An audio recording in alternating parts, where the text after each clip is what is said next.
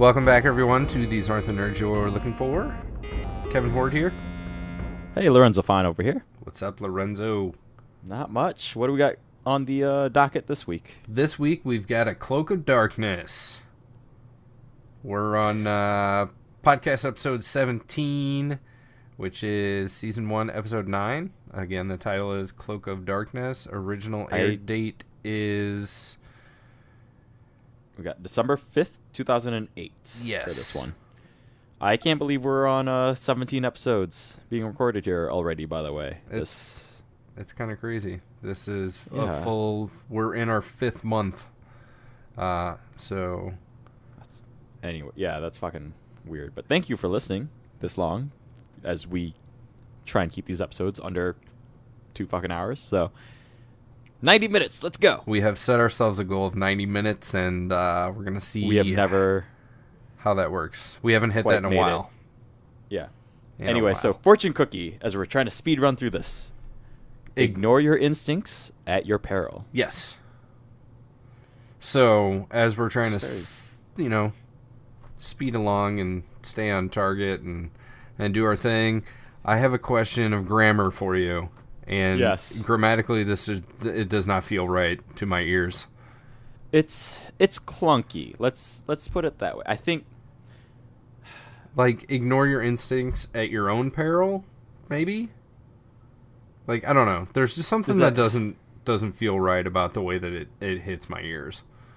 I think grammatically it's all correct, but I agree with you. It's just it's a clunky phrase. It's clunky. It's not efficient. So if you had to attribute this little bit of advice to a Star Wars character, who do you hear it coming from? This one? Yep. Ignore your instincts at your peril. Like, in terms of, like, the phrasing or, like, the actual content of it? The actual content of it. Like, if this was attributed to a particular person in the Star Wars universe, who's it coming from? Sounds like an Anakin sort of thing. Okay. Actually, no. Sorry. No, because Anakin's the opposite. Anakin, like, dives into his instincts. Yeah. Not worrying about the outcome. Ignoring all commands. Yeah, ignoring everything else. That's, it's because regarding instincts, that's why I jumped to Anakin. I don't know. What do you got on this one? I feel like it's like a Dooku thing, like something he's going to say to you right before, like, he fucking cuts you down or something. That doesn't make sense, yeah. So. Yeah, we've kind of touched on it before. It's... Yeah, because fortune cookies are really interesting. Uh-huh. Sometimes they have to do with the episode, and sometimes they're just like a very standard, like, hey, here's a cute little thing to put here. Right. And what I see it as is like it's the couch gag of the Clone Wars instead of The Simpsons, right? Yep. So whether or not at least the couch gag was like its own self-contained gag, Right. But try and put like these like moral quotes in. Yeah, that's what they're called on Wikipedia, is the moral. And I know that we decided that they were called fortune cookies because we had heard that somewhere. I don't really remember exactly. Yeah, I don't know where the info came from, but that's definitely what we call them. And I had shared that I first run, or all the way up until we started diving into this stuff, that I had attributed these little blue statements to the little green guy. So I thought it would be interesting to kind of, in our opinion, place these tidbits to a particular character and try and attribute them to somebody. Sure. Yeah. Anyways, where are we at in this episode? So we just left. What did we leave off with last week? Bombad Jedi. So we had some Jar Jar shenanigans, and we were on Rhodia. Yep, we were on Rhodia. So now we are with Luminara. The newsreel of this, and kind of what I've noticed lately, is that they are really, really working great as a previously on and then / intro to the episode, where the newsreel was just like, hey, this is what happened in Bombad Jedi last week. Sorry you missed it. And then the narrator actually transitions into talking about what is happening in this episode. Yes. So it's like 2 sentences on last episode, 2 sentences on this episode, and here we go. Something like that, right? So, following last week's episode, Nute Gunray is captured. Yep. As you said, Luminara Unduli and Ahsoka are escorting him to Coruscant for trial. Yes. Yeah? So she calls up the Tranquility, which is a good guy Star Destroyer, and asks for permission to land. There's a guy named, well, how do you say his name? Argius, I believe. Yeah. Who is we find out he is a Senate commando, which are armored soldiers of the Republic. Yeah. That are not clones. Yes. They are fully trained and fully natural, I guess. I don't like organic human. Like I don't. Yeah. They're non-GMO human, essentially, right? Correct. They are bottle developed Kaminoans. Yes, for sure. So he's just a standard human who joined the Commandos, wanted to fight for his galaxy, I guess. Yeah, it's kind of unclear of like planet. Where they came from. Mm-hmm. From a development point, I do have some notes on that. We'll get into that later because I feel like it'll give away too much of what's going on in the episode, and I don't want to dump all that right at the beginning. So basically, we've got Luminara, we've got Argius, we've got some clones, we've got Gunray, and at this point, we also have Ahsoka, right? She's already included here? Okay. Yep. So we're transporting everybody onto the Tranquility to... It's a bigger ship. We're going to use that ship to get to Coruscant and make sure everything's safe. We've got these extra Senate commandos. Yes. And so that is the plot line of what's going to happen moving forward. That is point A is where we're at on Tranquility. Point B is supposedly going to be Coruscant, the Senate, to drop off Gunray. We'll see if that is what works. Right. Yeah. I will say with this episode, there is a lot of information that's given here, and it is fairly efficient with it. Mm-hmm. That's kind of been one of my big complaints in previous episodes is just the lack of urgency in any of the storytelling. Right. And one of the other points I've made in previous episodes, mainly the Malevolence trilogy, I believe. We do get a name on an Argius, like spoken aloud. That is not one I had to look up. I just had to look up the spelling via subtitles. But Ahsoka or Unduli right away, one of them mentions it, like, "Hey, we're meeting with Captain Argius." You know. Yep. I think even a clone gets named already right away.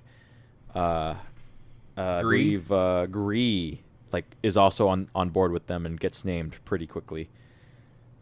So I really, at least up to this point, and we're really talking only like maybe 60, 90 seconds in, you know. We are still after the newsreel. Still under 2 minutes.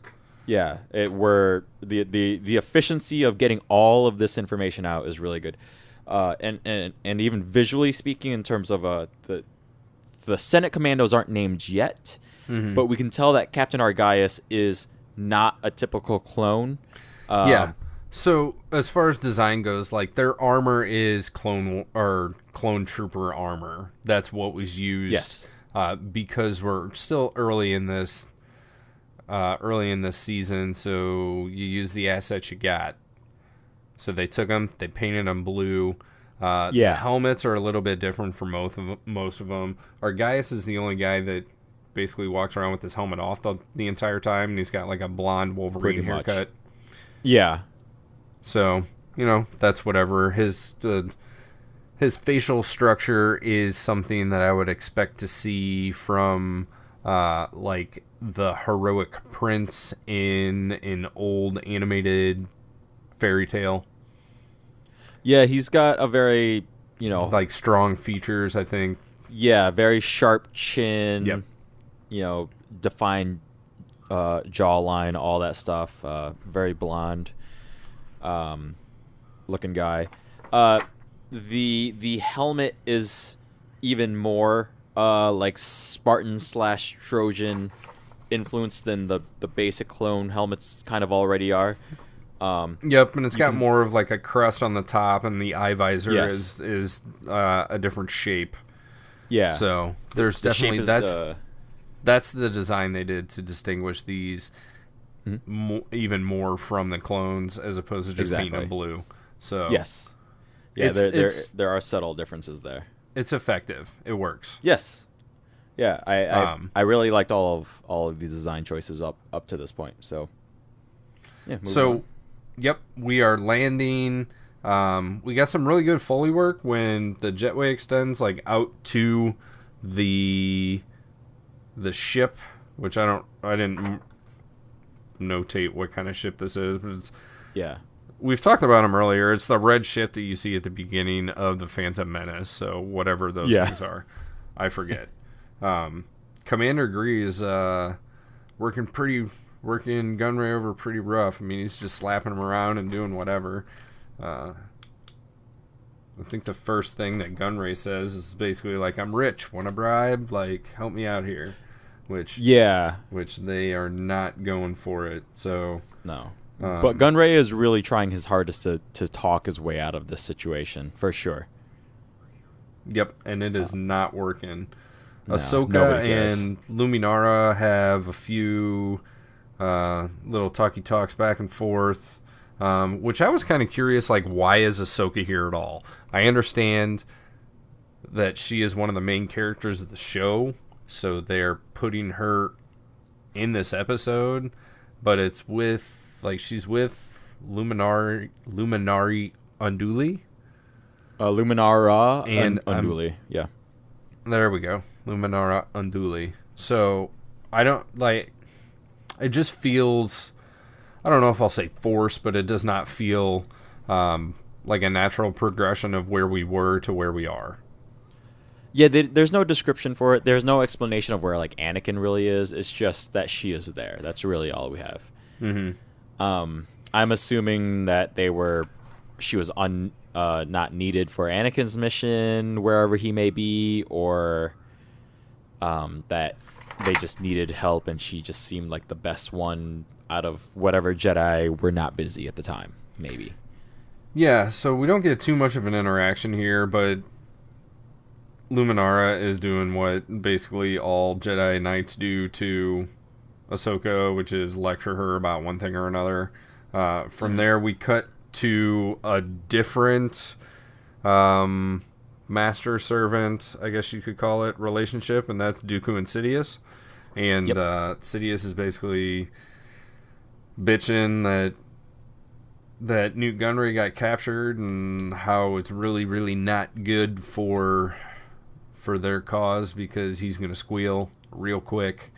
And Dooku is trying to assure him, like, hey, I got a plan, like, I'm going to get it taken care of.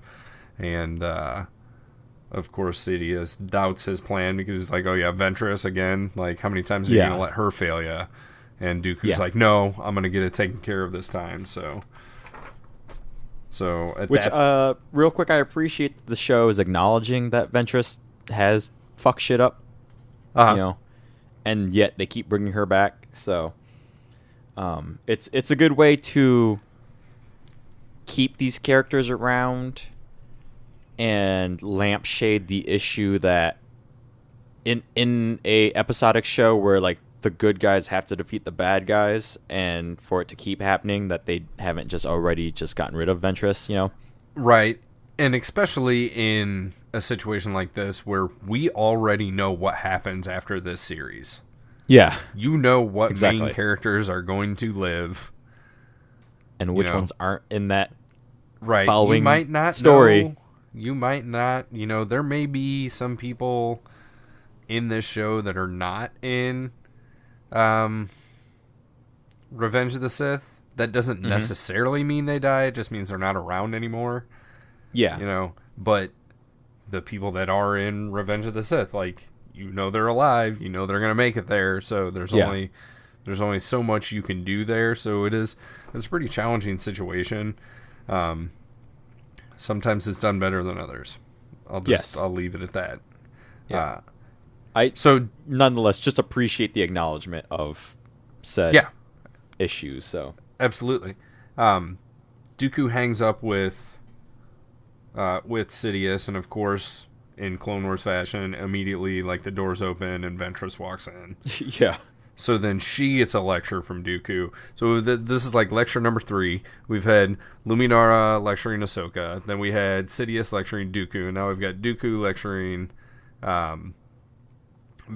And he's like, don't fuck it up, child. Like, prove yourself worthy. Like, this is your last chance, basically. And she gives that like super sensual, sexy, raspy voice that Ventress is getting. Just like, don't worry, I am. Like, that's... You're like... It's weird. Like, I feel like both of our impressions were, like, halfway between an actual Ventress impersonation and, like, part way towards, like, Marilyn Monroe. Like... Yeah, I don't know what mine came out sounding like, but after the fact, as I was thinking about it, I'm like, I don't know. Like, maybe that was a little Happy Voldemort-y. birthday, Mr. Sidious. Like... Yeah. So, anyways, it's a weird situation because because like Ventress is also like in a weird crop top thing, isn't she? I never think about that. Well, she kind of is, but she's slightly more covered up, but she is bare from like neck to, I want to say like neck to nip, but it's not quite that because she's definitely like in a crop top, but definitely not a tube top like Ahsoka. Ahsoka's just in a straight up tube top. Her midriff is covered. Yeah. Her chest is covered, but she definitely has like a cleavage window, and most of her back is exposed as well. Yeah, I never thought about that until just now because I was always distracted by how little clothes Ahsoka is wearing. So comparatively speaking, anybody wearing more than that was like fully covered up in my eyes. So she is quite well covered up compared to Ahsoka. Yeah. Anyways, yeah. So we cut to the Tranquility. They are in the brig area, right? You call it a brig? The ship prison? Yes. Yeah. So our guys in Gree are talking back and forth. We got an interrogation going on with the 2 Jedi and Nute Gunray, and they're not getting too much information out of Nute. No. So I got all the which is weird because like Unduli is kind of reading his mind a little bit with the Force, right? Yes. She's not going full Kylo per se. She's not trying to break him, but she's definitely just kind of she's putting poking some pressure around on him. Yeah, she's kind of just lightly tapping in the mind space of Nute Gunray there, right? Right. So, it's really interesting because she's keeping her cool really, really calmly. Mm-hmm. And Ahsoka definitely does not. Like, no, Ahsoka like pulls a fucking saber on him like up to his throat, and she says, "I'm gonna." She's like, "Give us the information we need, or I'm gonna cut you like a Rokarian dirtfish." Yeah. What the fuck is a dirtfish? Like, I totally looked it up, but I don't have the right page pulled up, so it's gonna take me a second to find that. So, but anyway, so while you're doing that, Ahsoka is definitely trying to be mindful that Ahsoka is mindful that she's doing like the good cop, bad cop thing, and she definitely picked bad cop, but she doesn't understand the concept of good cop, bad cop, and just like went to like full psychotic, like murder and gangster. Yeah, she went to straight bad cop because Luminara's like, "Hey, whoa. Like, yeah. She pulls her aside, but the funny thing is like this cell is only so big, so she's still like only fucking 3 feet away from Nute. Like, she's like, "Hey, Jedi don't do that. Like, you can't do that." And Ahsoka's like, "Hey, like, JK, girl, like, chill out, man. Yeah, like I'm just joking."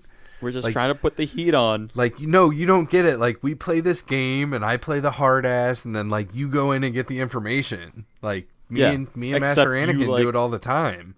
Yeah, except, like, you legit pulled open a lightsaber that was, like, kind of singeing off whatever Nute's got going on, you know? Like...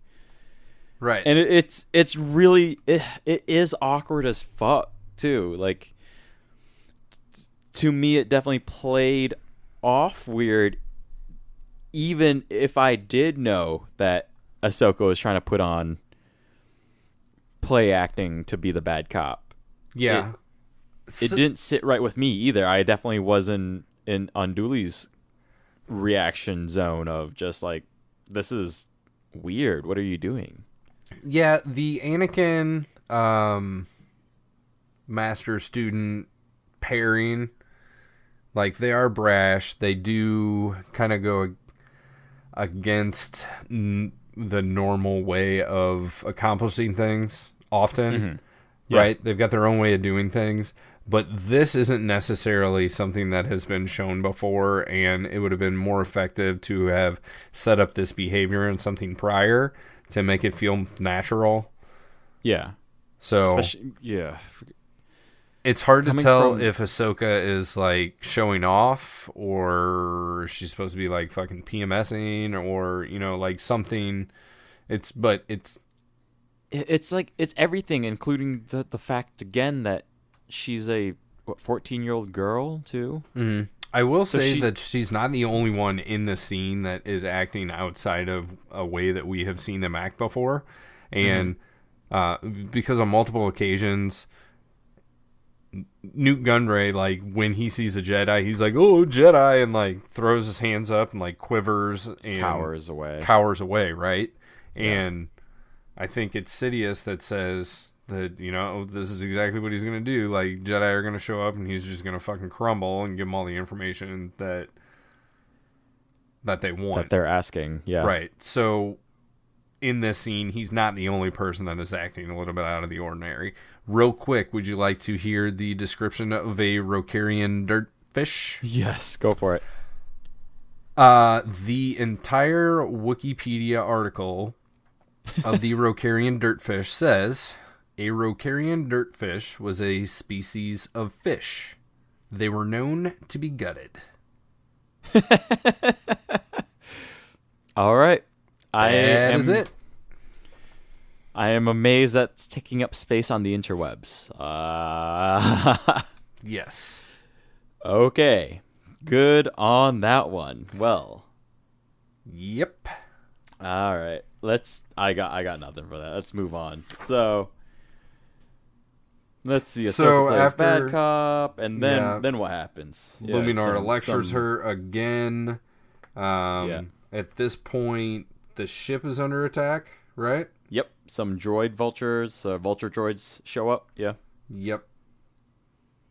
And they're in, like, the what did we call them before? Like, they're like the invader. Yeah, they were pods or hunter. Like that. They were hunters. Yeah, the hunters. Yeah. So it was I think we called them like a hunter, something. I don't know. A hunter pod.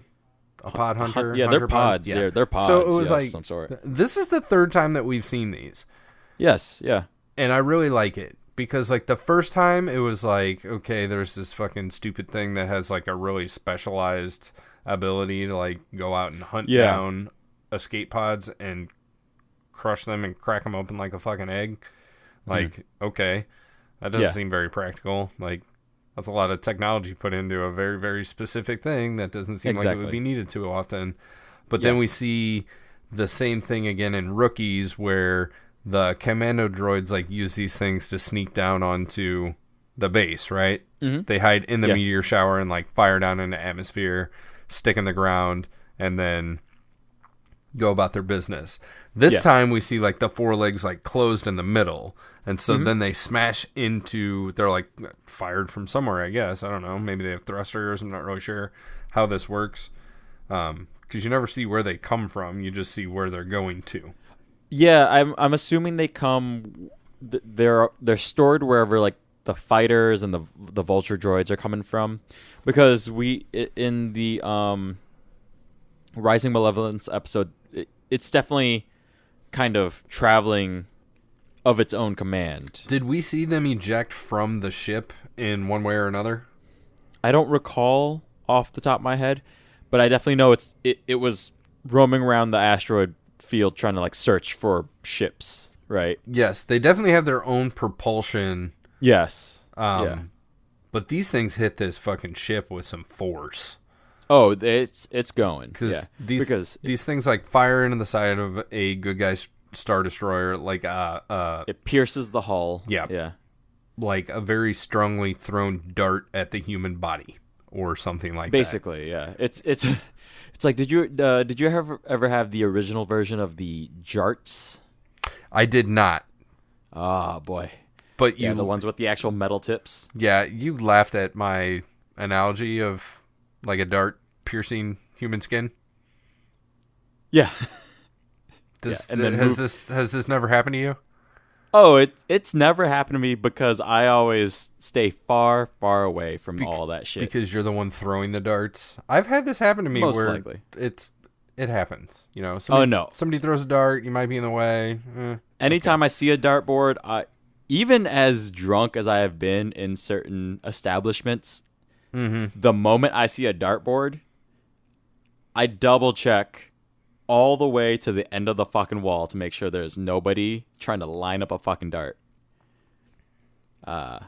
Then make my way. Well, there you go. See, I look both ways before I cross the street, so these things, and that is a very good habit to get into. Use the crosswalk, my friend. PSA from These Aren't the Nerds You're Looking For. These things slam into the side of the good guy Star Destroyer, and like we said, of the Tranquility, and they have like all four of their legs like in the middle, opposite of what we see when they go out to crack open escape pod Easter eggs, like all the legs in the middle, so they can stick in, and then they expand to open a hole. Yeah, I found that very creative. I thought it was cool. I was really glad to see these come up in a different usage, because it's one of those super simply obvious things that these could be used for, but you don't, as a viewer, I wouldn't think about it until I saw it, right? But as soon as I saw it, I was like, oh shit, that's a good way to use that. That was my comment too. I was like, holy shit, there's the fucking hunter pods. Yeah, and it's very clearly those hunter pods. They're not hiding it. Right. It's not like when they're redressing certain doors and portholes and rooms and hallways. No, these are without question the exact same thing we saw a few episodes back, right? Yep. So it was at this point that Commander Gree calls for backup from like the rest of his clones, right? Did you catch the collective name of the group of clones that Gree works with? Actually, no, I did not. No. It is Green Company. All right. Like the color green? They're all green because they all have green markings, yeah. That part I noticed, the green markings, yeah. Well, yeah, it was at this point that I went, Gree calls for Green Company. I'm like, it's because his name's Gree. Like, there's two E's. They just cut the N off. I'm like, oh, that guy's name's Gree. I'm so dumb. Like, I didn't figure this out before. Yeah. I think I made that connection, and other shit was happening, and I was just like, okay, I got it. Moving on. Like... So, Luminara leaves Ahsoka to guard the Viceroy, because this makes sense. And she's like, I'm going to go fight these bad guys. Like, I just yelled at you for pulling your lightsaber out and being aggressive toward Nute Gunray, so I'm going to go ahead and go do that to some other people, and you just stay here with Nute. And you chill here. It brings up this weird fucking issue again where the 14-year-old Jedi trumps all other military command because she's a Jedi and the clones are therefore all ranked below her. Right, and then presumably... Jar Jar does as well, because it seems like he's a senator. Yep. Yeah, that's fucking annoying. But So I think if guess Jar that's the Jar were system. to show up in this situation, like clones would be like, "Oh, General Binks, how you doing? Yeah, so we have to listen to you. Where should what we are go? we supposed to do?" Right. Oh God. So it brings this into light. There's nothing to be said that we haven't already kind of talked about before. I don't think. It's just that there is a 14-year-old guarding a high-value prisoner. Mm-hmm. There is a little interchange here between the two of them that I did like. Gunray says, because Ahsoka is saying something to him that, I don't know, whatever. But Gunray says, "You're in no position to negotiate, but after my rescue," and he kind of trails off like, "Hey, then we'll talk," you know? Mm-hmm. And Ahsoka says, "Rescue? Maybe they're here to keep you quiet." And he's taken aback by that. Like, he definitely did not consider the fact that somebody wasn't here to save him, that they were here to just fucking silence him. Oh, yeah. And Ahsoka making that point totally drove it home, and he's like, "Oh, shit, maybe she's right." Mm-hmm. I enjoyed that immensely. I liked making that explicit to him. It is weird that he wouldn't understand that, because I feel like the people that Nute Gunray surrounds himself would have made that clear. Yeah, right? It's a bunch of yes men.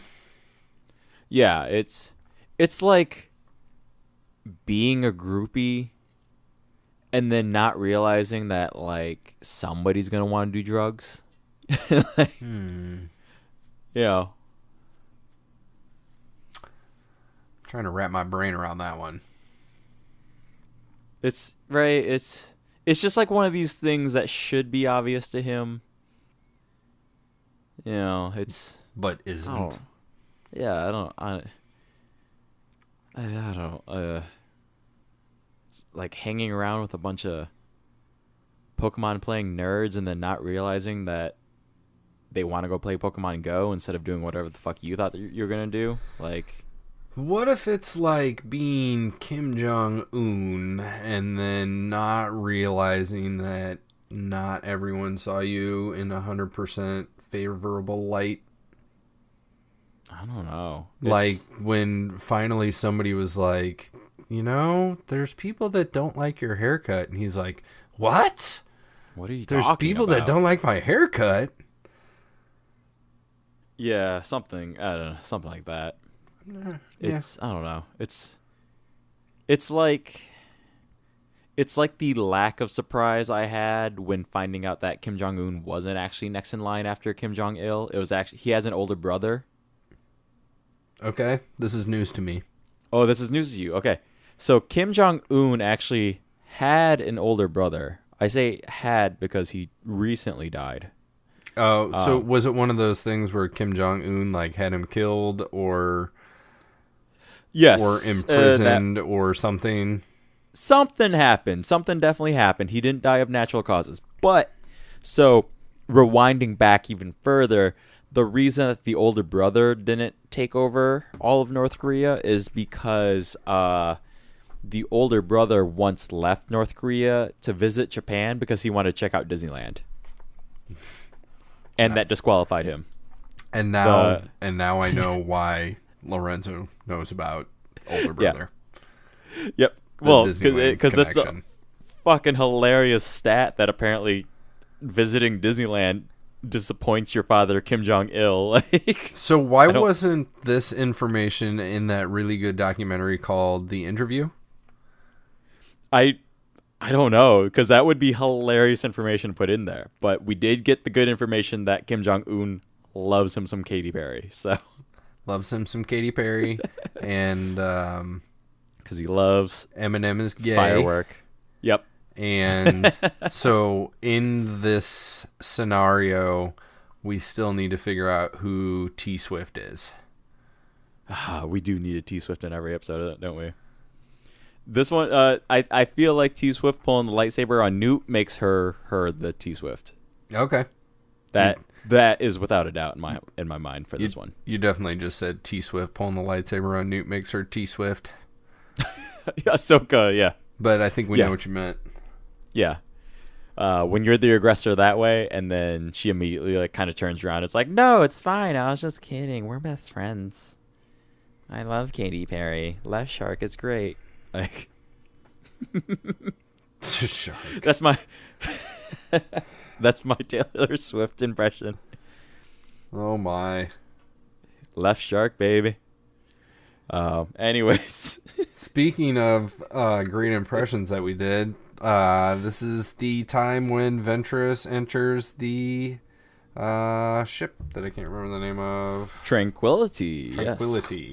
So she's on another boarding ship hunter thing, right? Is that what that was? Okay. The hunter pod. Yes.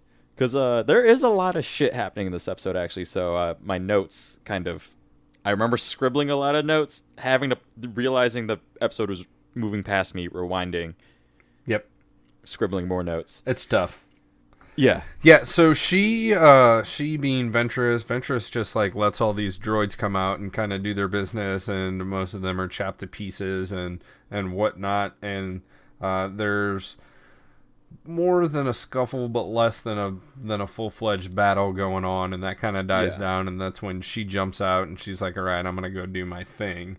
And what is that thing that she does? But she cuts a hole to get into a vent. Yep. So she can move around without being noticed, because when you have a lightsaber, that's what you do. She does do something really badass right before that, though, right? Like, is it before that? Because there is a clone that spots her. So this is that happens like now, yeah. Okay. So go ahead. Carry on then. No. So a clone spots her and starts to make a move to take her down, and very explicitly Ventress pulls out the saber and totally just takes off this clone's head. The bucket clanks, decapitates this fucking clone. There's no question. I did rewatch this a few times to see if we get like that Jango Fett shadow that ever happens, but we don't. I did not see one, did you? Nope, didn't spot one. Yeah. I watched it a good 4 times. It just kept going back and nothing. I think the bucket sound is still a little hollow, but it thunks a little bit. So yeah, you definitely don't get the head clunk though either. Yeah. Also, when it comes to decapitating these clones with a lightsaber, are we to believe that the slice is between bottom of helmet and top of armor? Like, it's just a clean cut, like it never cuts the chin of said helmet? Doesn't really... It has not. They have been clean cuts so far. Yeah. Not to say that they will always have to be. Mm-hmm. So, like, if we... if there was, like, a weird, like, R-rated Logan-esque Clone Wars movie, then at some point there could be, like, a weird diagonal swipe and, like, brain slides out in 2 pieces sort of thing. Yes. I don't know that we would definitely see brain. Maybe not. Like, depending on the species. Depending on what would happen. Hold that thought on the diagonal slice, though, because we're going to get to that. Okay. Is that today we get to that? I don't recall that in this. Ooh, we might have to hold on to that. Put a pin in that. We'll come back to it eventually. I don't think it's going to be today. Okay. Might be next week. But I don't recall any sort of diagonal swipe, but now I'm looking forward to whatever's coming up, because I haven't gone forward yet. So, anyways, Ventress does another thing that's pretty clever here, and she takes the wrist communicator from the clone that she has just decapitated. So now she's got like wrist to shoulder clone armor on, but it's got the communicator. So while she's walking around crawling, whatever you want to say, creeping around in these vents, she hears everything that they're talking about. Oh yeah. For some reason, because communicators work in mysterious ways, right? And I guess she just puts it on like all channel scan, fucking broadcast everything, whatever. So it's all coming straight to her. Don't pick up my shit, but listen to everybody else's CBs. She's infiltrating the engine room is where she's making her way towards, right? Yes. So there is a droid in there that's kind of just checking the situation. What is this droid? Do you have So it's model type on this droid? It's a Treadwell. Okay. It's a Treadwell droid, which is kind of like a 2x3 foot plate with a bunch of wheels on it, and then there's like one stalk with some binocular eyes on the top, and I think there's like 2 little arms, two tiny little T-Rex arms, kind of. Yep. So there's 2 clones that are walking around, and one of them calls him 327, and the droid makes some aggravated noise, and the other clone that's with him says, they don't like to be called by their nicknames or whatever, and he's like, oh, sorry, 327T. Yeah. Which, basically the same thing, so. I found that aside very awkward and oddly placed. And the whole point is to get to like throw 327 out there, which apparently is like a big thing. Is it? Yeah. There's like a whole Wikipedia page on the number 327 in Wikipedia, obviously, but 327 in Star Wars. And it's like 1138, but a little bit different, because like 1138 is something that George Lucas just came up with, because that's based on like his student film that was expanded into it was his first feature film, THX 1138, right? So then that was stuck in as a like it's an Easter egg in the Star Wars universe, right? But 327 is also an Easter egg, but what is it referencing though? There are a lot of studios that do that. Yeah, so 327 is not just in Star Wars. I'm unaware of this one, because like there's the Pixar A113. That's a big reference in Pixar films, or the way like Spielberg and Lucas kind of reference each other a lot.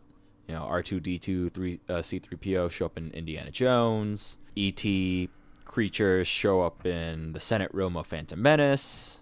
But yeah, this 327 is I've never noticed this before, which is So for some reason it's not pulling up whatever article I was looking at, but it does say 327 is a recurring number in productions of George Lucas. It's got some weird like 327 has some weird connection that pops up in various movies from various studios. So that's probably going to be a little bit of homework so we can get past this and just keep on moving forward. All right. So while we're in this room, Ventress is planting some of the charges in this engine room. She goes by totally unnoticed by this droid. Unduli and Commander Gree, back at their fight, destroy all the super battle droids. So we got that going down. Then we cut back to Ahsoka and Gunray. Gunray has been sitting with this idea that the Separatists might have sent somebody to silence him instead of rescue him. So he kind of starts a communication line with Ahsoka outside the laser blast door thingy, and he's come to bargain, Right, he's trying to save his neck. Yeah. And then Ahsoka lays down like this weird, like shitty joke that doesn't land at all. I forgot. I didn't even write down what the joke was because I was annoyed with it. Oh, sorry. It's something happens and Ahsoka kind of needs to run off for a quick second. So Ahsoka is like, I trust you aren't going to go anywhere. Mm-hmm. And then they even cut back to Gunray, and even Gunray kind of like eye rolls and goes, ha. Like, yeah. So, again, the joke is so shitty that even as a viewer, like, I'm siding with him. Like, it's embarrassing to make at the point of, like, I wish that the writers didn't even make this attempt at it. Like, yeah, so, to cut aside for a minute, like there's that line in Rogue One where Darth Vader's like, don't choke on your aspirations, as he's like force choking Krennic. Yeah. So he's force choking Krennic and he's like, try not to choke on your aspirations, right? And so after that there was all kinds of internet chatter about the great dad jokes that Darth Vader has fallen into. Yeah. And then at that point, like I heard some other people talking about how it kind of expands backwards into Anakin Skywalker, like during the Clone Wars and whatnot. And I think that you can take that one step further, and Ahsoka's often got these dad jokes that, with the right delivery, would be pretty funny, but coming from a 14-year-old girl, they don't hit their mark, like you said. And this, I think, is one of those. And I agree. If her delivery wasn't so... It's this weird, awkward zone where she realizes the shitty joke she's making. She self-acknowledges it. She gives, like, this weird smile along with it.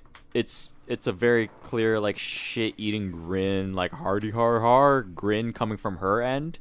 Mm-hmm.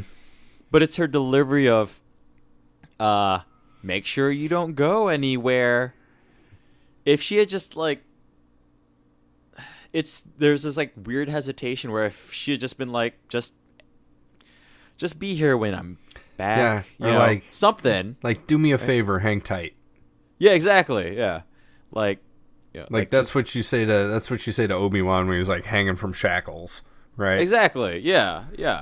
Or so it's just like this weird, awkward wooden fucking delivery, and then the same coming out of Gunray as he's just reacting to this awful, shitty thing that she threw out to the universe unnecessarily so. But anyways. So, Ahsoka runs off to fight Ventress, right? Is that what's going on here? Yeah, so Ventress is making her way into the prison corridor, and then... She does this by, like, cutting a hole in the wall. Yep, another big hole. So like there's news. The reason Ahsoka kind of makes her way off is she knows Unduli's kind of being occupied by some of the droids and doesn't think she's gonna like make wherever that they're finding out Ahsoka's getting to first or something like that. Right. So Ahsoka's like, I can handle this, and then goes to fight fucking Ahsoka, Asajj Ventress. Yep.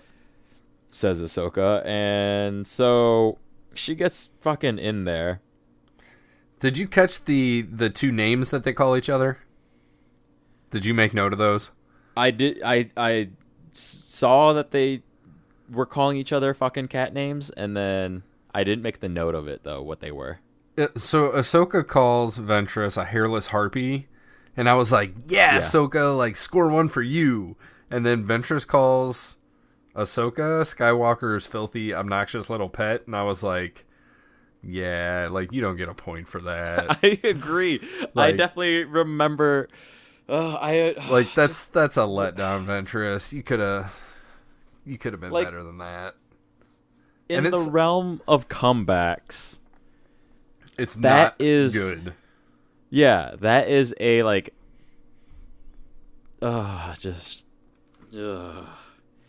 Like, there's... What confuses me about this and coming off of Ahsoka's joke is, from a writing standpoint of somebody sitting at a computer keyboard typing this shit out. Now, Ahsoka has a good put down. And then what I am trying to delineate from that line that that Ventress throws back is, now, is that just poor writing on a human writer standpoint, or are we to assume that Ventress is really fucking shitty with words? I think that it is genius writing in the fact that, like, Ventress knew that she was fucking dissed, right? Like, ooh, that's a sick burn. Like, I gotta one up her. Like, what am I gonna say? Like, ooh, I'll tell her she's Skywalker's, like, filthy, obnoxious little pet. Like, that'll show her. And she's just not good with the comeback quips. Like, she. See, that's what I was trying to figure out. Like, I couldn't tell if I was supposed to make like a character gauge from this shitty line, or if it was just a shitty line. That's where I was getting confused. I totally got it at, like, it was deliberately written as being a terrible comeback. Okay, I will go with you on that one. I have no evidence either way, but it's somehow I feel like Ventress would have been better off if she had just said "Yo mama" and gone from there. Like that would have been better, right? Like, but this one's painful. It's painful. It's long. It's awkward. Right. Or like it doesn't roll off the tongue. Youngling say what? Yeah, yeah. Or like a basic like, no, you. Like that would have been even better. You know, like oh shit. Right. Yeah, but no, she strung together words. Yep. And she knows all the best words. And therefore she's going to put the words together. Carry on. I'm done. Moving on. That's I know all the words. I definitely said Ahsoka wins. Yeah, you have Lorenzo's got all the words. He's got all the best words. I know all the words, okay? All the most famous words. And yeah.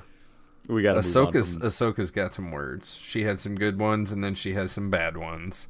Cuz she definitely wins the first round and then loses the second round because she follows that up with I'll give you a merciful death. Which is not the Jedi way, right? No, like, it's not, and it's not how you win that battle of quips. Yeah. So that's sad. But Luminara hears some fighting, so she comes in to fucking help out. We have to mention something that does happen first because it does again. So moving off the quips, so. Ventress makes her way into the prison corridor. Ahsoka is there, quip, and then they fight. The fight brings them back towards Gunray's prison cell. Yeah. To which Ventress force opens the door, like she force presses the button next to the door. Yep. And then Ahsoka, because she's dumb, like gets herself locked in there. Right. And then Gunray is like, now it is you who must be waiting, or something. Again, just really bad quips all around going on right now. I guess I didn't write down exactly what he said. It was just dumb. Like it all bothered me. And then this is when like Unduli kind of shows up and is like, what the fuck happened? Like Ventress and Gunray are outside of the fucking prison cell, and you're inside. This is like literally exactly what I told you not to fucking do. Like, yeah, what? But I mean, it doesn't really matter because she's not in there that long anyway. She's in there for like 3 seconds. Luminara shows up. I agree. And then, reopens the fucking door, and then they fight. Like, there's no point to that. Yeah, I agree. From a storytelling standpoint, it's annoying on all accounts, essentially, right? No, Gunray's got his little quip before he gets let out where he's like, over here, I will buy you a planet. Open the door. Yeah. So he's really trying to make his bargain, like Doctor Strange style, essentially. Like, yeah, and it's lame. So what do we got going on? So Unduli arrives. My note is Unduli arrives to save her ass. Yep. Ventress surrenders. I put in quotation marks, and then I wrote not, and then boom, that's when all the bombs go off. We really are on like this weird 90s quip level, aren't we? Like, we totally are. Yeah. Bunch of clones fall down. Everybody falls down. Ventress escapes down an elevator. Yep. With some lightsaber slides, which I wish we had more time to just talk about the lightsaber slides for like the next hour. But it's a good. I will say she has some. She had some style. She had some panache. She was It's the to describe it quickly. It's the pirate ship knife down on the sail. Yeah, down the sail. She got the knife running down the sail, but she does it with the lightsabers into a concrete wall, essentially. I don't think it works that way. No, because if Qui-Gon needs to like just keep it, if Qui-Gon needs to like just keep it in there that long to melt that fucking door. There's no way that the concrete is melting around as she's like her cutting down. Yeah. Like I would believe it more if it was a Wolverine claws in climbing up the wall. Yeah, like, well, at least he's like shinking in, like, you know. Right. If she was doing that with lightsabers, like up. Yeah, just like pierce, like stabbing them in and like pulling up. Yeah, that makes sense. But for her to be able to like glide down, this is not. Lorenzo and I are currently climbing walls with our invisible lightsabers. Yeah, in our chairs. We look ridiculous. Like, awesome. If it was like a frozen Hoth planet and she was doing it like down a mountain, that would make sense to me. Like some sort of like loose rock situation. Concrete, fuck no. It's a cool visual. I wish I'm not against them using this idea. I'm just against them using it here. Yeah. So anyway, so we got that going on. So she slides down a fucking empty elevator shaft. Ahsoka, being Ahsoka, is like, okay, well, let's just go after her. Jumps in. Unduli goes, yo, bitch, wait. Grabs her by the shoulder, pulls her out, and as soon as she pulls her out, a elevator shaft, or an elevator lift itself, like the zooms right by. The car. Yeah, the fucking lift just zooms right down as if I'm assuming would have crushed Ahsoka, so... Yep, Ahsoka dumb. Ahsoka tries to kill herself with the elevator, and pretty much. Luminara won't let her. So then Luminara's like, okay, I'm going to go fight Ventress, like, you stay here. And Ahsoka's like, let me help. Luminara's like, nope. And just leaves her again. Yeah. And lets her complain. Ahsoka, complain is, bitching that she never gets to fucking do anything and blah, blah, blah, blah, blah. And she's venting to Argaius, of all people. Like, and Argaius says sometimes being a good soldier is doing what you think is right. That's why we're superior to droids. And at this point, that's planting the seed to Ahsoka, where it's like you need to do what's right, not necessarily what you're told to do. Yeah. Which is fair to a point, I guess. Like, I have no qualms with this line here. But from a plot point, it gives her reason to leave her post to go help Unduli fight Ventress. Yeah, because there's just like, I think we're cutting back and forth here for a little bit, but there's just like a bunch of, it's fighting. There's fighting, more fighting, basic fighting, lightsaber fighting, and Ahsoka's like, oh well, I can't leave, right? And our guys is like, fuck it, we're good, man. Fuck it. Yeah, like the dude's in a cell. Yeah, what's he gonna do? Fucking, what am I gonna do? Let him out and fucking take off? Yeah.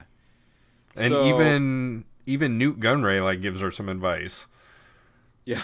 Which is the opposite of what everybody else is telling her, but because he's a coward, and what he has to say is, all I know is I don't risk my own skin if I don't have to. So Ahsoka tells the Blues, the Blue Man group, to fucking watch them, and then she takes off. She's trying to fight also. What do I got? Yeah, so Anduli's not doing too well in her fight against Ventress. Yeah. Right? No, she's not. She kicks Luminara down onto... They, like, cut through some fucking pipes. I don't remember who did it, right? One of the two of them. Ventress does I believe Ventress does, because she jumps up with her dual, her two sabers, and she makes, like, this perfect, like, cylindrical cut. So there's a pipe going across. She gets two cuts in it, and then, like, a section of that pipe. Like, it's like a weird big concrete pipe, I think. Again, we're seeing that concrete is really easy in this episode to slice through. Right. Which I believe in the Star Wars universe would be called Duracrete, but whatever. It's concrete. Concrete. Or ceramic or something. These pipes do make a pretty cool, like, wind chime noise, like, on the way down as they're, like falling, which I thought was pretty awesome.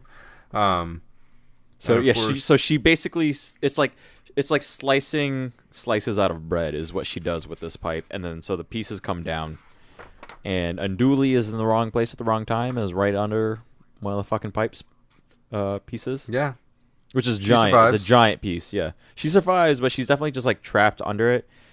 But the visual is weird because it looks like her leg is crushed.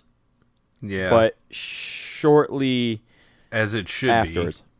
Yeah, but shortly after, Ventress kind of sees her and jumps up to go in for the kill on Unduli. Right. And right at this moment is when Ahsoka enters the room, sees Ventress midair, force pushes her out of the way into a different pipe that happens to be sitting there. Yeah, she like sends her breach style like straight in, like butt first into this pipe. Yes, like, yep. She's loading a fucking musket. Yeah. She loads the Ventress musket. Yeah, just right in there. So then Ahsoka goes over and helps Unduli from under the pipe, and Unduli basically looks unharmed, you know. Yeah, and by help, what she does, she just like cuts like an arc shape, like just like an arch, like over Unduli's leg, and then that piece just like falls off, and Luminara gets up like no problem. I'm this assuming seems like with something Jedi that she could have done on her own herself, yeah. Which because both her arms were definitely wide open. But I guess with lightsabers, this universe doesn't have like the jaws of life at all, do they? They just cut everything totally with lightsabers, don't They're they? those that hunter pod. The hunter pod just in the opposite direction. They have it on a big scale. Yeah. Just on a very, very big scale. Okay. All right. Well, that answers that. So then we cut back again to Captain Argyus, basically at this point, right? Yep. And we find out that he is a defector. Yeah.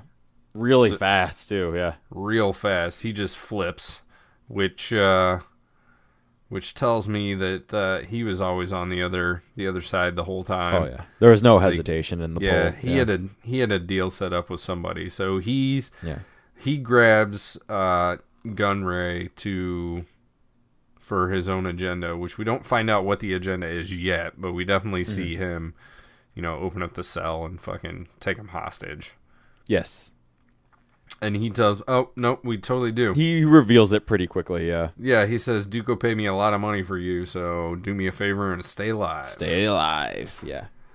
So then we go back to the lightsaber fight. Gree like sticks his head in or something. He's like, "Yo, the fucking Blues fucked us, and they have Nute Gunray, so like that sucks. We need to do something about that." And then we get. My note is that we got a 3-way girl fight. Gree Ventress shoots. pops out of the tube like fucking Mario. Yep. Doodle-doo-doo. This is not a Mario noise. I don't know where that came from.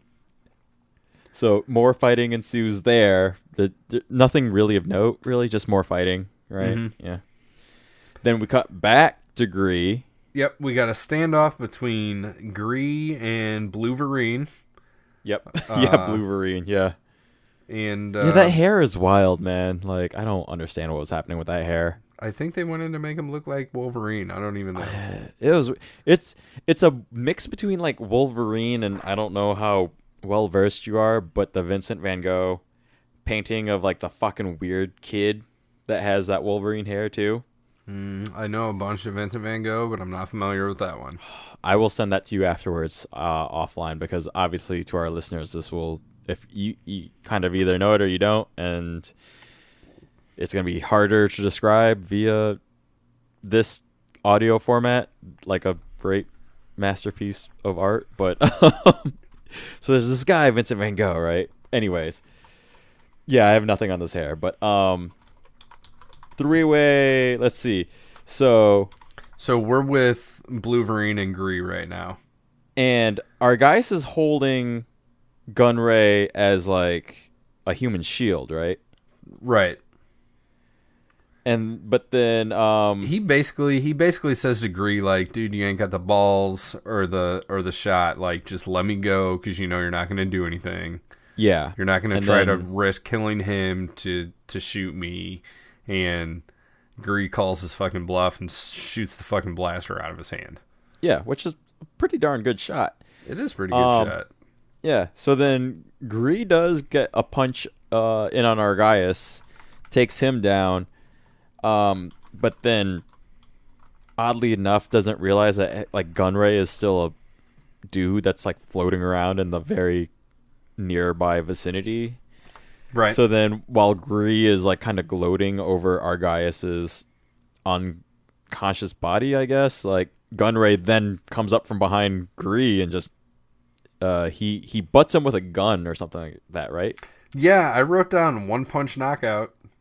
Yeah, he basically Gree immediately goes down, which is fucking dumb. But anyway, so Argaius and Gunray get to a ship and they start getting the fuck out of there. Yeah, they do.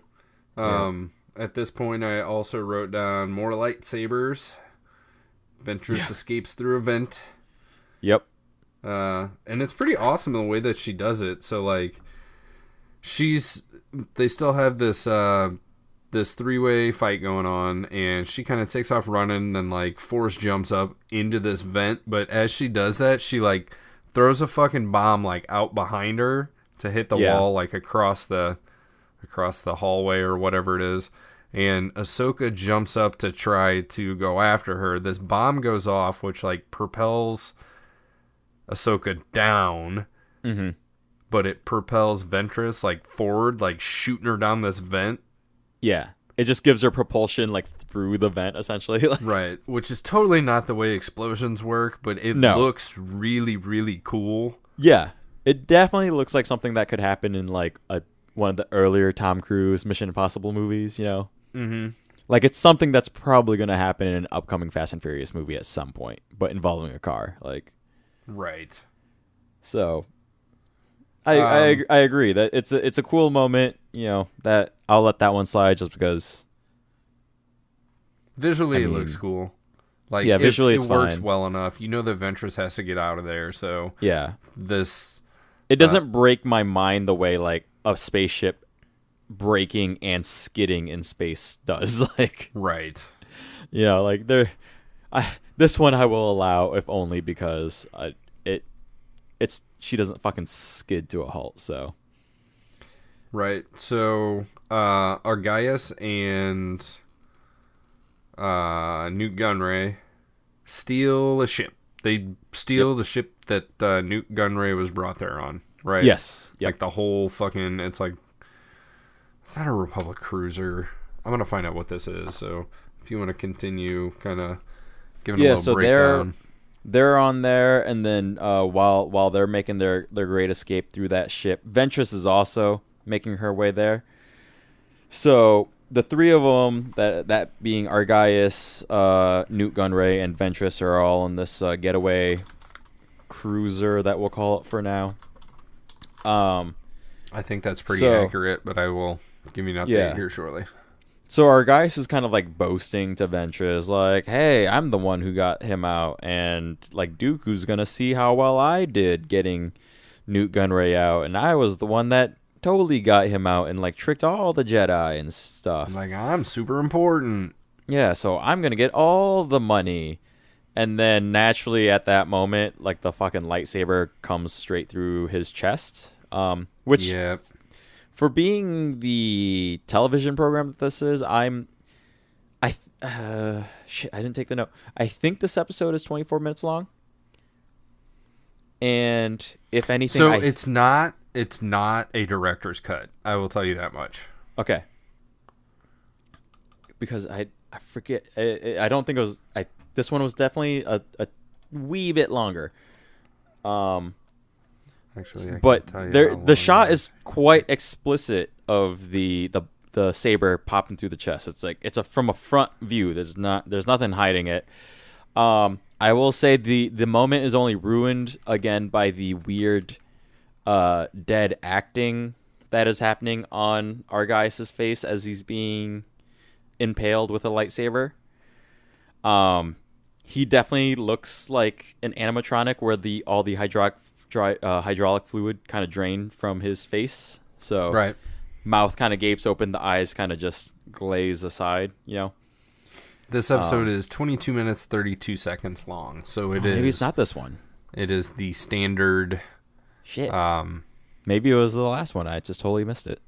One of these recent episodes was longer, but I forgot. I don't know. Anyway, so. Yes. The type of ship is a consular class space cruiser. Yeah. So there you go on that. It's 115 meters long. It's pretty sizable. It's pretty big. I thought it was interesting that that Ventress was able to hop in an escape pod, fire out of the good guy Star Destroyer, which just kind of met up with this consular class space cruiser, and I guess they just like pulled it in because that's how she gets from one to the other. Because they leave first, and then Ventress makes her way in. Yeah. Mm-hmm. But she's very resourceful, even though she's a fuck up, as noted at the beginning of the episode. I guess, there is something to be said about her surviving. I guess, Yep. So then we cut back to Ahsoka and Unduli. Right? They are on the holocom with Anakin and Yoda. So they're getting the full download of everything. They make the grand point that because Argaius took a Republic ship, it can totally be tracked, no fucking issue. So they're only mildly concerned about the situation. It's convenient. Oh yeah. Oh well, it's okay. It's okay that they left because at least they stole one of our ships that has a fucking tracking device on it, full tracker on it. So they're like, hey, don't worry too much. Yoda is talking about Nute Gunray, and he says he's a coward, but a powerful ally. He has moved fast. We must capture him. We will. Something like that. Mm-hmm. Luminara says Master Fisto is near. He'll help out. Yeah. And Anakin, in a Batman-like fashion, is like, to the rendezvous point. Yeah. Like, let's go. And let's get going. And so Ahsoka is going to rendezvous with Anakin. Yeah. Supposedly. And then so we get this, interesting goodbye scene between Ahsoka and Unduli. Yes. Where, they kind of have, this weird... The moment played as more awkward to me than it did climactic, I guess. It was I'm sorry I didn't listen to you. Yeah, it's awkward because for the most part, Luminara is doing normal Jedi stuff. But before her and Ahsoka split up, she has to take the time to be like, I'm sorry, Ahsoka, I should have listened to you. You did have some good ideas. I shouldn't just treat you like a 1940s woman. You're a person too, even if you are 14 and do shit that Jedi aren't supposed to do and make bad decisions. There was that one thing I should have listened to you about Ventress because you have met her before. And Ahsoka's response is oh, it's a Padawan's responsibility to save lives of the Jedis or whatever. And it's a big, it's weird. It's weird that Luminara is apologizing to begin with, but then it's awkward that Ahsoka's don't worry about it. That's what the Padawans are supposed to do, is save the Jedi. Well, it's really obvious that they're trying to make this trope of the student becoming the master and the master becoming the student. Right. But because they're so inefficient with delivering these last few lines, they fucking butch it up completely. They just fucking bricked it right at the end. Yeah, it's good idea, bad practice. Good idea, poor execution, Mm-hmm. all they needed to do was how interesting that you came to save me, but then I also saved you. So therefore the student has become the master and the master the student. That's all you fucking needed, right?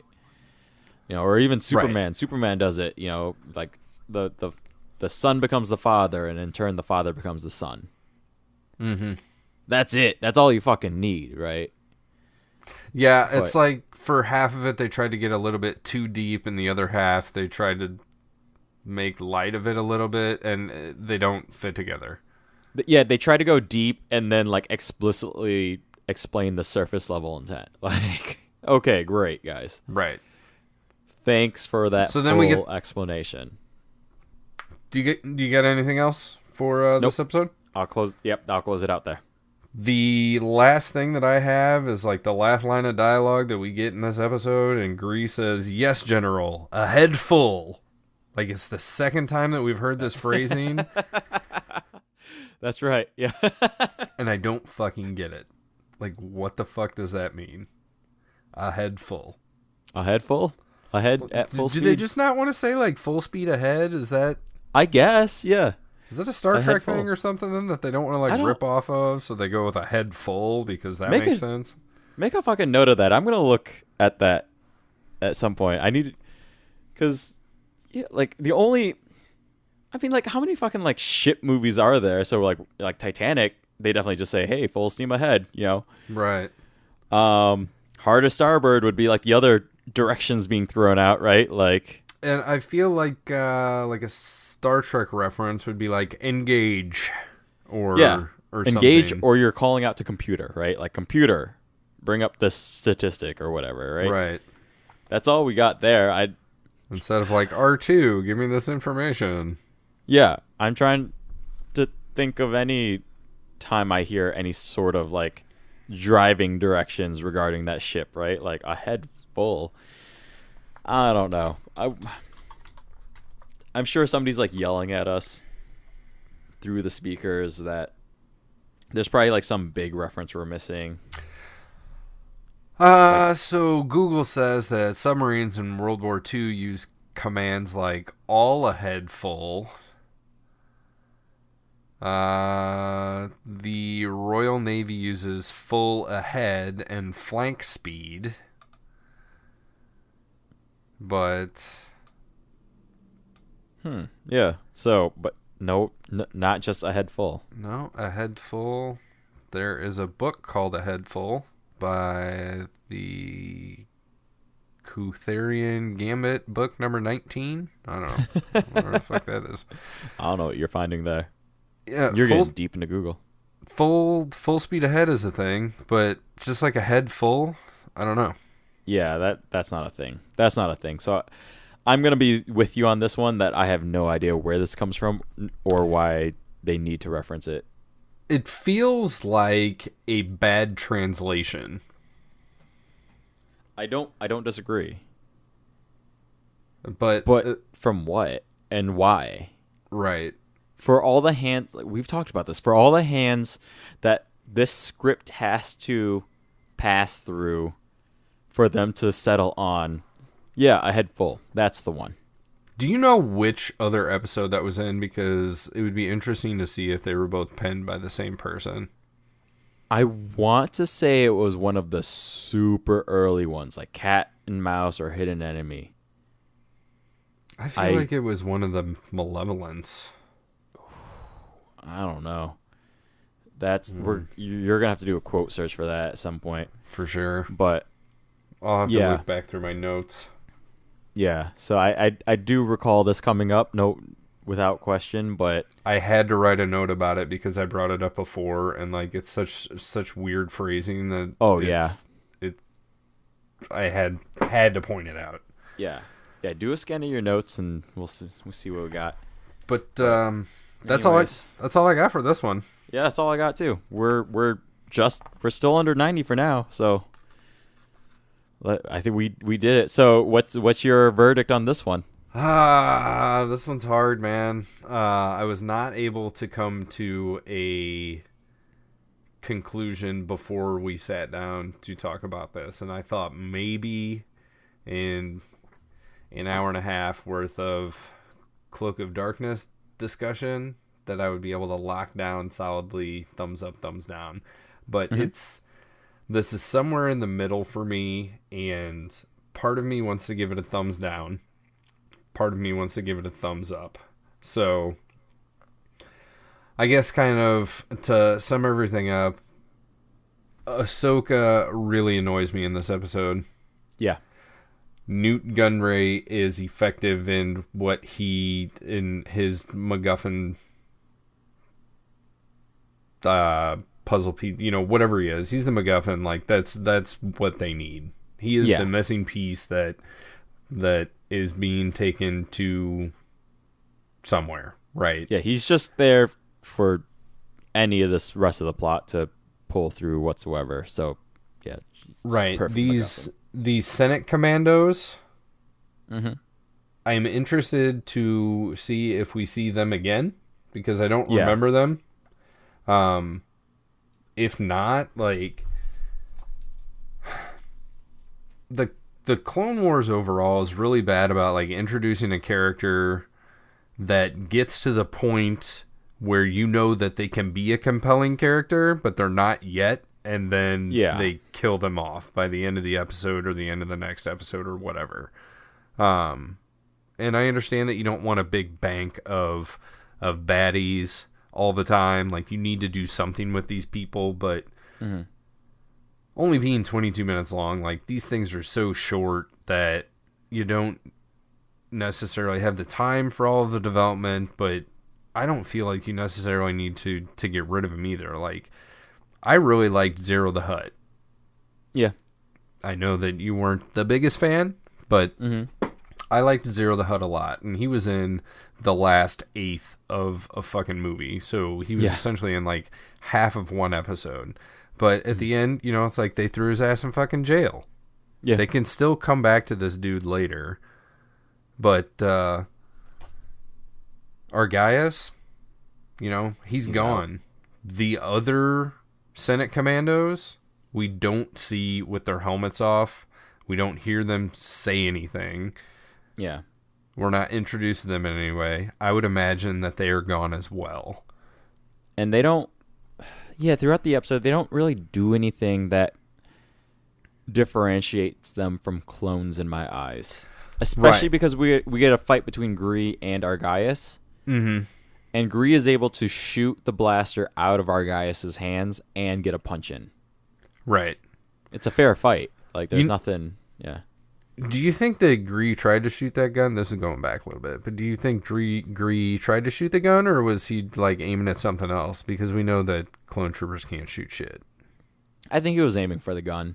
Yeah. I think you're right. So the reason... They're able to shoot when convenient.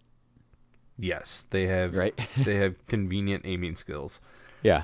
Or convenient marksmanship. However you want to say that. The reason the Senate Commandos are in this episode is because Dave Filoni thought it was too early in the production to have it be believable that a clone would turn on his fellow clones.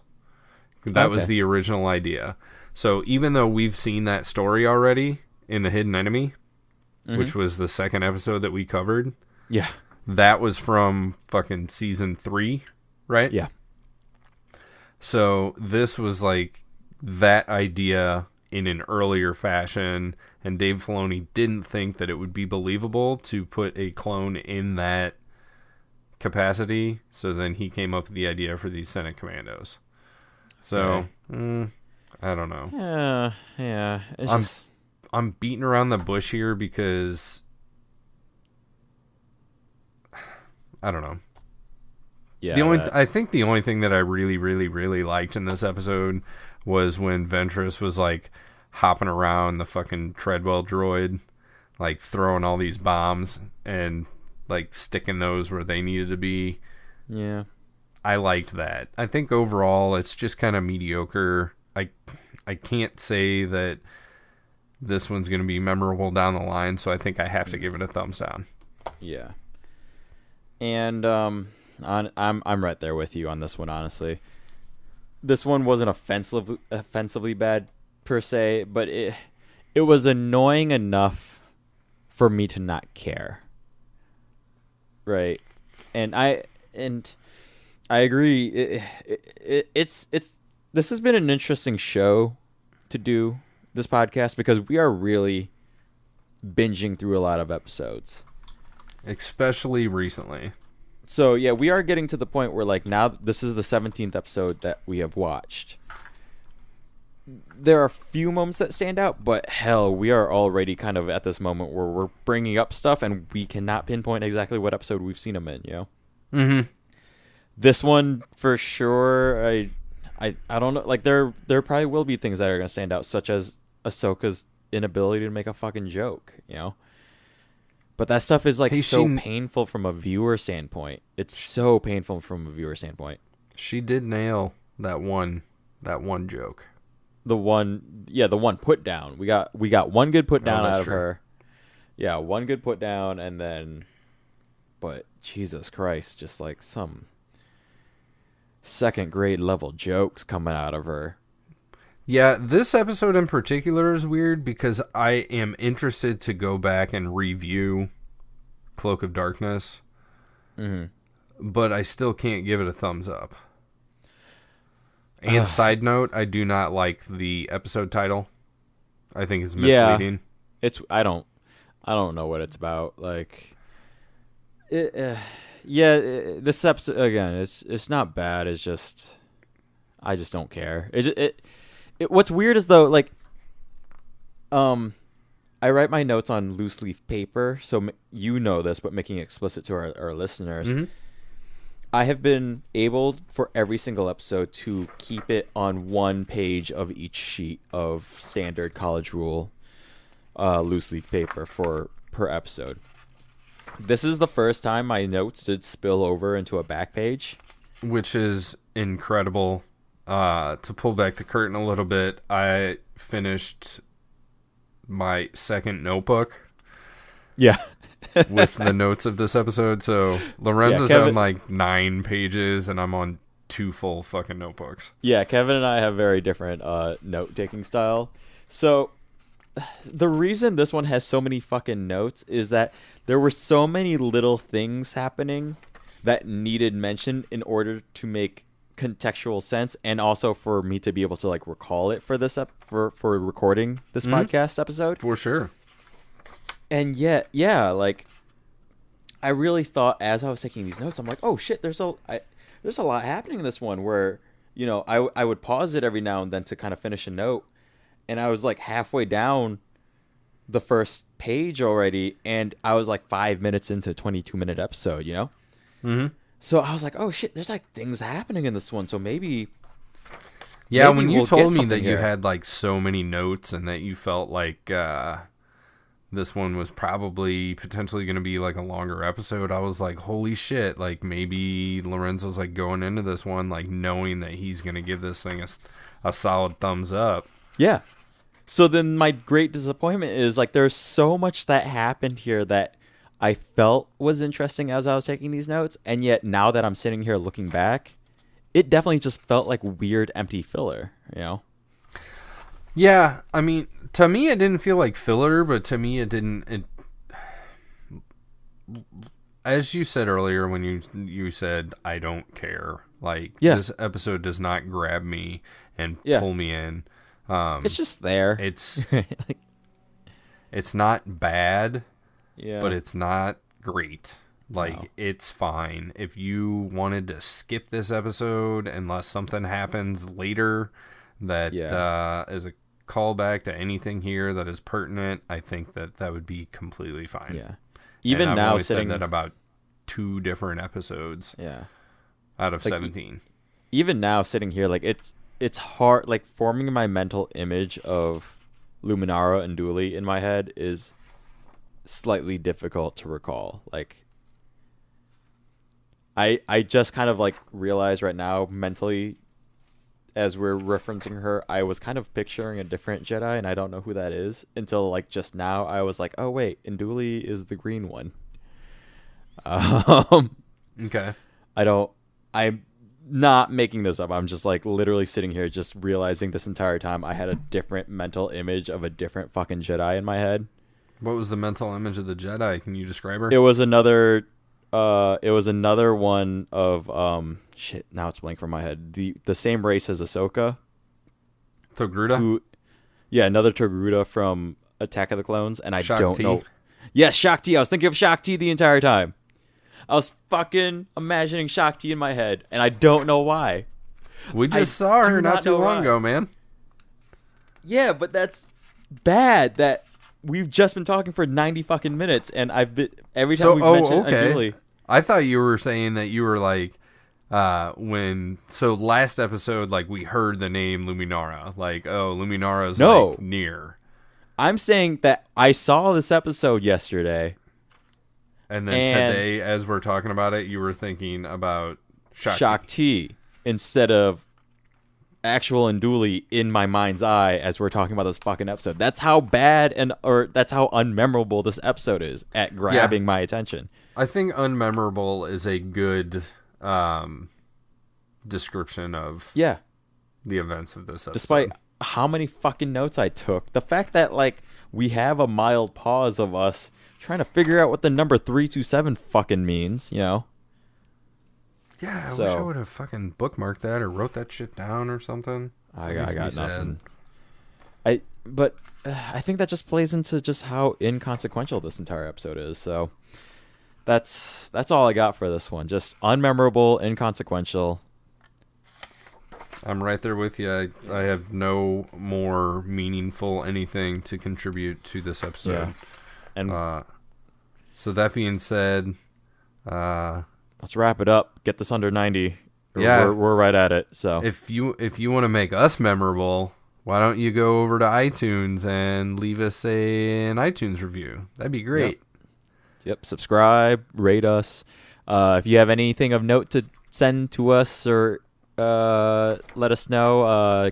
Kevin's been handling our Twitter at Not the Nerds. We're on Facebook at Not the Nerds Podcast. You can reach us by email, which is at notthenerds.podcast@gmail.com. I always put the at up front just because everything else does, I realize. Yeah, a lot of things are at username. We want to give a shout out, as we always do, to Lindsay, who worked on the music that you hear at the beginning and end of each episode. If you want to ask anything of her, you can reach her at strangefantasymusic@gmail.com. We also want to thank Kevin, not my co-host, but Kevin Warren, who did our graphic thumbnail image. You can reach him at They Call Me K-Dub on Twitter is his preferred method of reaching out. Yep. Anything else we got? Notthenerds.com. Oh yeah, that's coming up. Yeah. If it's not here, it's coming soon.